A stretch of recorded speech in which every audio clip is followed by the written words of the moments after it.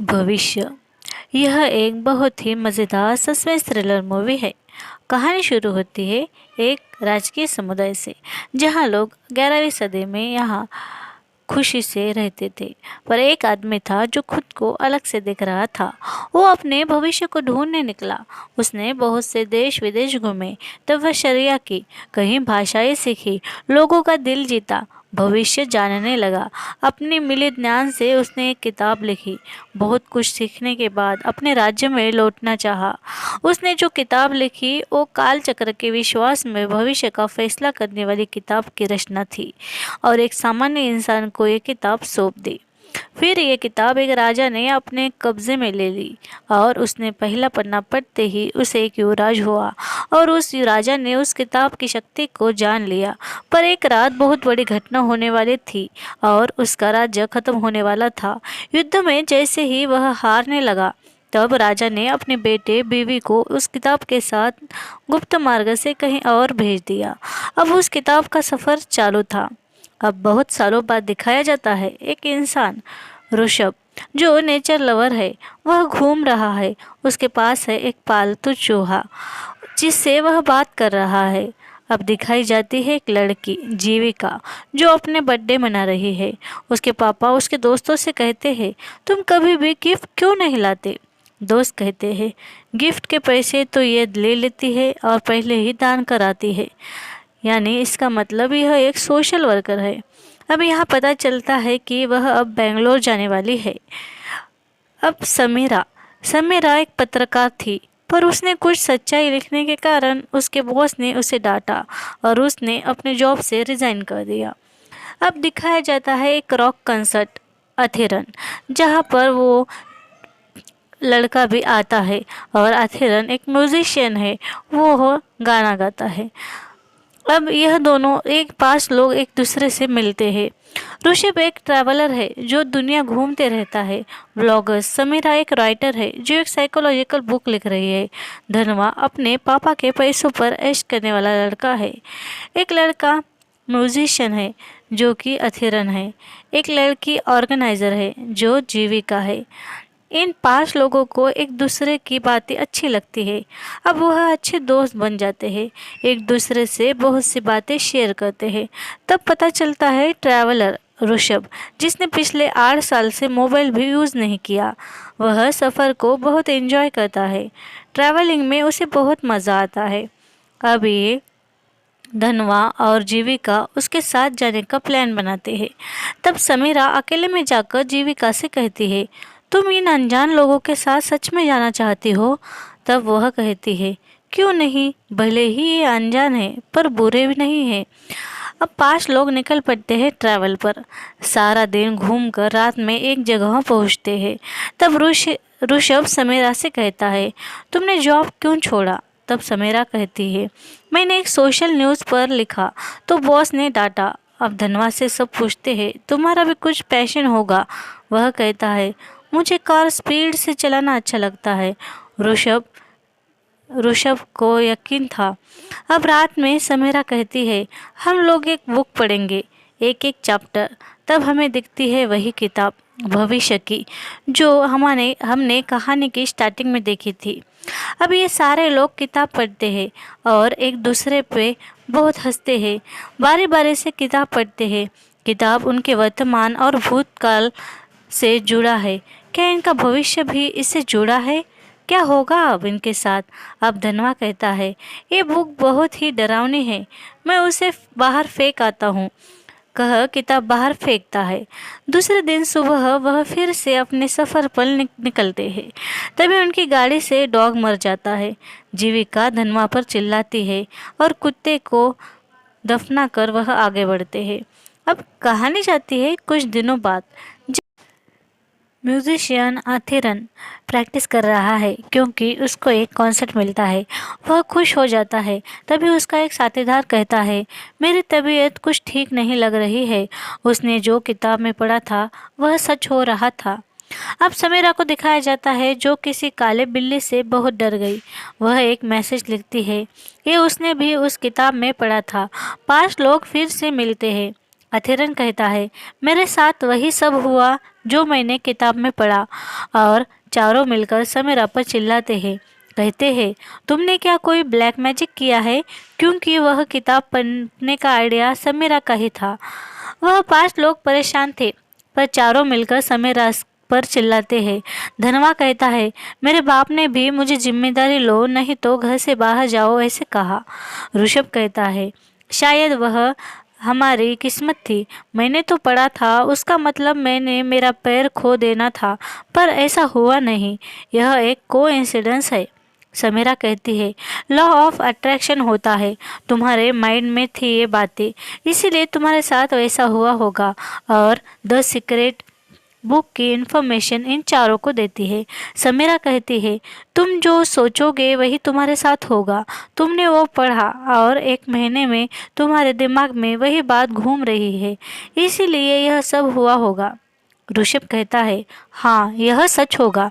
तुमने समीरा का मैसेज पढ़ा, इसलिए तुम तीनों के साथ यह हुआ। मैंने कुछ पढ़ा नहीं, तो मेरे साथ कुछ हुआ भी नहीं। अब पांचों सोचते हैं, हम कुछ महीनों के लिए एक दूसरे से कांटेक्ट तोड़ देते हैं और वह एक दूसरे से दूर होते हैं। अब अचानक से जीविका को कॉल आता है कि एक बस का एक्सीडेंट हो गया, जिसमें बहुत सारे छोटे बच्चे थे और वह उनकी ओर निकलती है। सब अपने अपने काम में व्यस्त थे। समीरा अपनी बुक लिखने में व्यस्त थी, पर उसे कुछ सूझता ही नहीं, उसे नींद भी आती नहीं। अब वह बहुत डरी हुई है। तभी उसे घर में दिखती है एक औरत, जो बहुत ही बेढंग हाल में है, और जैसे कि कोई चुड़ैल हो, और वह बहुत परेशान होती है। धनवा को दिखाया जाता है, जो एक कार रेस में पार्टिसिपेट है। ऋषभ को कुछ बदमाशों ने घेरा हुआ है, वह उनसे लड़ रहा है। म्यूजिशियन अपने प्रैक्टिस में व्यस्त है। जीविका को कोई आदमी रास्ते में जख्मी मिला, वह उसे बचाने के लिए हॉस्पिटल ले जा रही है। अब क्या होगा इनके साथ, चलो तो देखते हैं। अब दिखाई जाती है एक छोटी लड़की जो भाग रही है, उसके पीछे उसकी माँ भी है। वह एक अंधेरे कमरे में गई तो उसने देखा कुर्सी पर एक औरत, जो समीरा को दिखी थी। बहुत ही डरावनी थी। यह छोटी लड़की का सपना था। समीरा को यह सब सपना गिरा था। समीरा डर के मारे उठ जाती है तो उसे वही याद आता है। वह घर में घूमती है। अब दिखाया जाता है जीविका को, जिसे उस जख्मी आदमी ने किडनैप कर लिया। अब आ जाता है कोई शख्स, उसे उस जख्मी आदमी से बचाता है, पर वह भी उसे घर नहीं छोड़ता। जीविका को किडनैप कर ले जाता है अपने साथ। समीरा इंटरनेट चेक कर रही होती है, तभी उसे दिखता है अथिरन के साथ कोई हादसा हो गया। अब धनमा को दिखाया जाता है, जिसका कोई कार एक्सीडेंट हुआ है।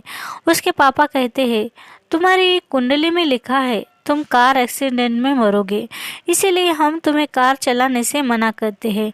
तभी वह समीरा को कॉल करता है, तो समीरा अथिरन को देखने हॉस्पिटल ही जा रही थी। ऋषभ भी आ जाता है। वह जीविका के बारे में सोचते हैं।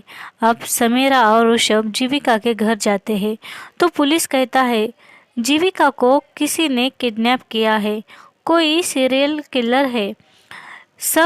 यह सब कर रहा है, हम उसी की खोज में है। जीविका को दिखाया जाता है, जो एक अंधेरी जगह में बंद है।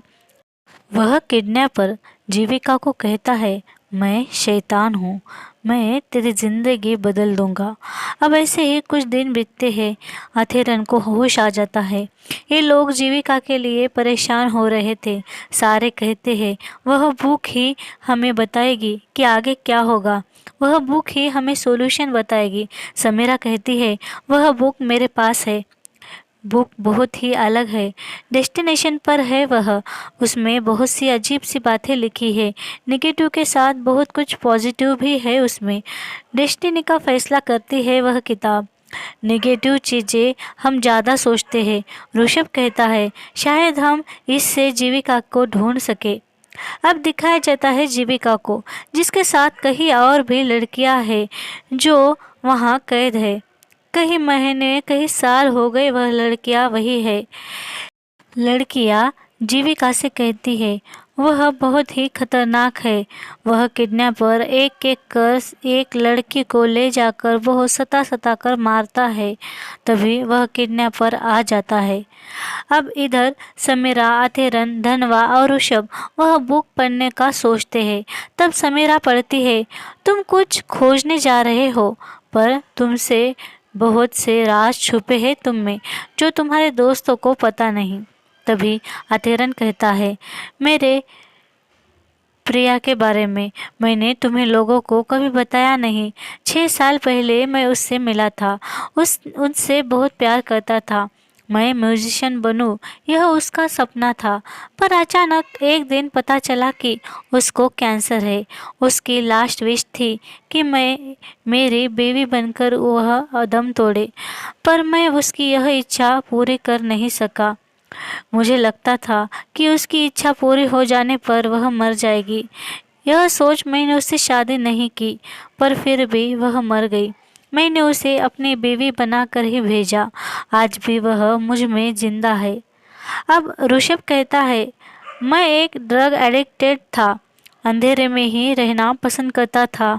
मेरे सारे दोस्त मुझे छोड़कर चले गए और एक दिन ड्रग का ओवरडोज होने के कारण मेरा एक दोस्त मर गया। तब से मैंने खुद को बदलने का सोचा और ट्रैवलिंग शुरू करी। और तुम लोग मिले, मैं खुश हो गया था। समीरा कहती है, मैं एक अनाथ हूँ। मेरी माँ और मैं दोनों थे। पापा गुजर जाने के बाद हम फाइनेंशियली वीक नहीं थे, पर मेरी माँ मेंटली वीक हो रही थी। वह डिप्रेशन में चली गई। उसकी तबीयत बहुत ही खराब हो रही थी। उन्हें मैं वैसे हालत में देखना नहीं चाहती थी। इसीलिए एक दिन मेरी माँ को मैंने ही जहर देकर मार दिया और वह बुक भी मैंने ही वहाँ रखी थी। अब तीनों समीरा पर चिल्लाते हैं और खुद के साथ जो हुआ उसका जिम्मेदार समीरा को ठहराते हैं। ऋषभ कहता है, ये बुक तुम्हें कहाँ मिली? समीरा कहती है, मैं एक लाइब्रेरी गई थी। जिसने ये किताब आखिरी बार पढ़ी उसने नोट लिखा था कि यह एक बहुत ही अद्भुत किताब है। भूतकाल के जरिए हम भविष्य का फैसला कर सकते हैं। समीरा कहती है, तुम सब बहुत इम्पोर्टेंट हो मेरे लिए। कुछ ऐसा होगा मुझे पता नहीं था। अब दिखाया जाता है जीविका को, जो बहुत रो रही है। उसके सामने एक लड़की को कुर्सी से बांधा है। वह किडनैपर कह रहा है, तुम रो और रो। यह एक गेम है जहाँ ये वीडियो चलती है डार्क वेबसाइट पर। तुम जितना रोओगे तड़पोगे, मुझे उतने ही व्यूज़ मिलेंगे। अब चारों बुक पढ़कर जीविका को ढूंढने लगते हैं। पहेलियाँ सुलझाते सुलझाते निकल पड़ते हैं। किसी नंबर का क्लू मिलता है, उसी का पीछा करते वह जाते हैं। इधर जीविका को दिखाया जाता है किडनैपर कह रहा था कि इस लड़की को मैं करंट देकर मार दूंगा। अगर तुमने उस बिल्ली को मार दिया तो मैं इस लड़की को छोड़ दूंगा। इस जीविका बिल्ली को मारती है, तभी वह लड़की भी मर जाती है। जीविका बहुत रोती है। अब दिखाया जाता है इन चारों को जो चौराहे पर आए हैं।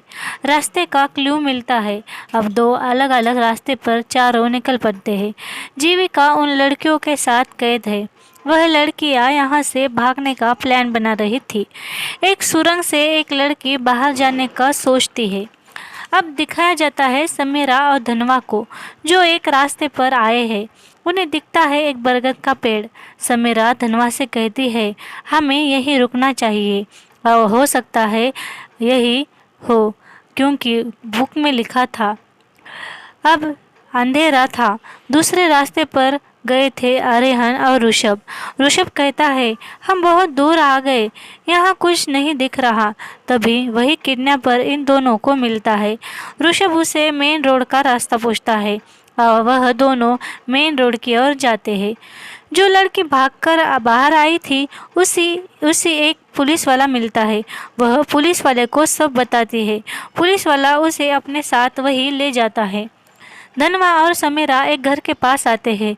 समीरा अंदर जाती है, धनवा वही रुकता है। उतने में वही पुलिस वाला उस लड़की को लेकर आता है और धनवा को ही धमकाता है।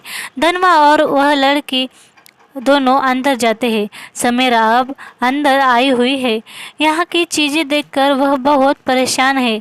जीविका को आवाज़ लगाती है, जीविका भी रिस्पॉन्स देती है। समीरा दोस्तों को कॉल करती है पर यहाँ रेंज होती नहीं। इधर वह पुलिस वाला धनवा को ही मारने लगता है।